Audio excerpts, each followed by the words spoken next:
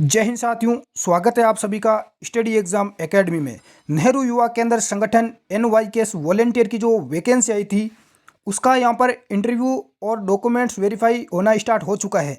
अलग अलग राज्य के अलग अलग डिस्ट्रिक्ट की यहाँ पर मेल आ रहे हैं, स्टूडेंट्स के पास कॉल आ रहा है, SMS आ रहा है, या आपका जो पॉपुलर न्यूज़पेपर है उस न्यूज़पेपर में न्यूज़ के द्वारा आपको जानकारी मिल रही है कि आपका डॉक्यूमेंट्स कब चेक होगा, आपका इंटरव्यू कब होगा।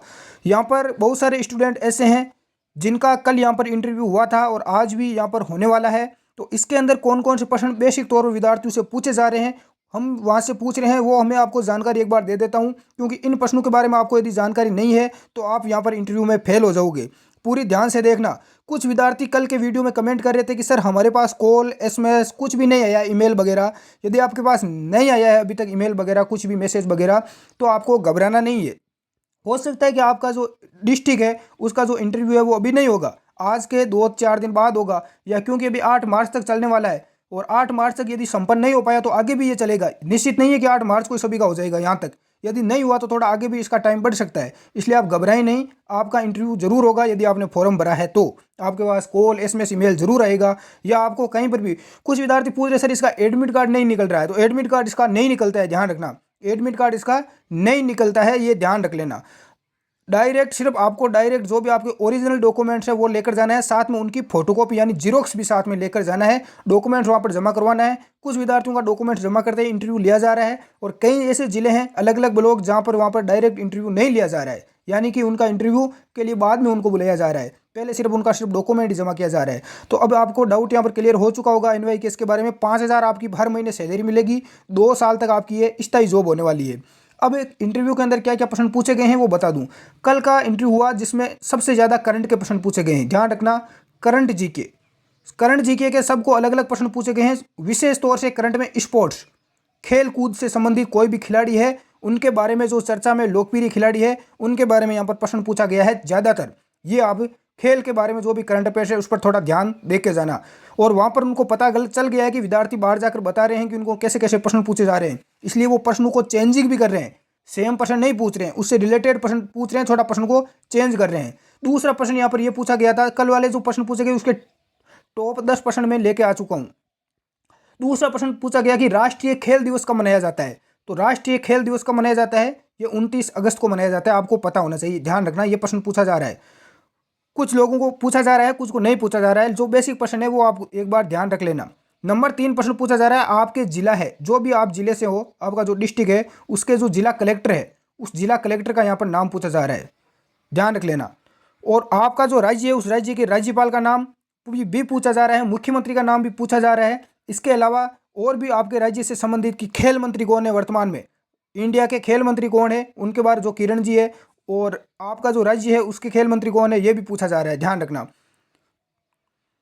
नए हो तो चैनल को सब्सक्राइब कर लो ताकि नेहरू युवा केंद्र संगठन की हर जानकारी आपको समय समय पर मिलती रहे, आपको नोटिफिकेशन मिलता रहे।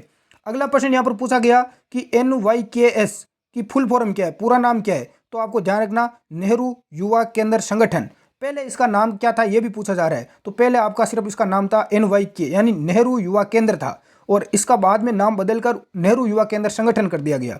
अगला प्रश्न पूछा जा रहा है कि NYKS का यहाँ पर स्थापना कब हुई, यानी नेहरू युवा केंद्र की स्थापना कब हुई। तो नेहरू युवा केंद्र की स्थापना 1972 में हुई थी, ध्यान रखना, 1972 में हुई थी। और अगला पूछा जा रहा है कि नेहरू युवा केंद्र संगठन, इसका नाम कब किया गया।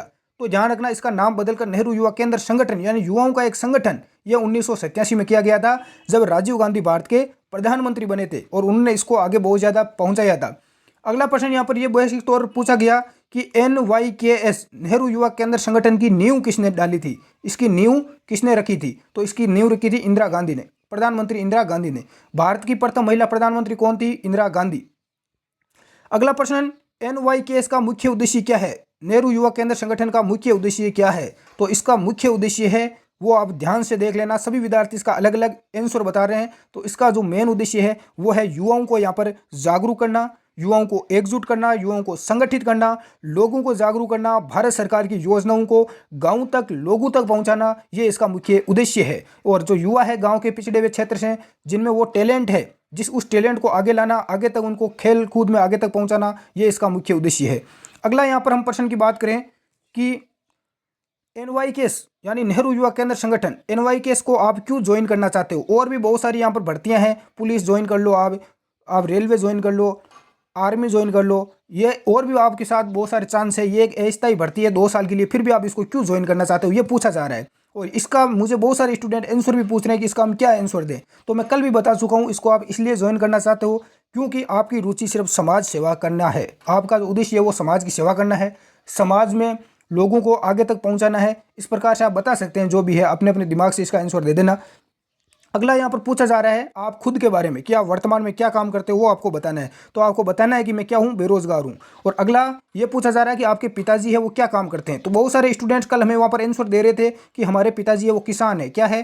किसान। यदि आप ऐसा बताते हो कि हमारे पिताजी खेती करते हैं, किसान है, तो आपको खेती के बारे में प्रश्न पूछे जाएंगे। किसके बारे में? खेती यानी ज़मीन के बारे में प्रश्न पूछे जा रहे हैं कि भाई इसके अंदर जो यूरिया वगैरह डालते हो इसका रासायनिक सूत्र क्या है, ये भी आपको पूछा जा रहा है। खेतों में आपको क्या क्या कमियां दिखाई दे रही है, और किस प्रकार से आपको यदि मौका मिले तो आप किस प्रकार से यहाँ पर किसानों के लिए क्या क्या समस्या आ रही है खेती करने में, इसके लिए आप क्या क्या कोशिश कर सकते हो। इस प्रकार के आपको प्रश्न घुमा फिरा कर पूछे जाएंगे।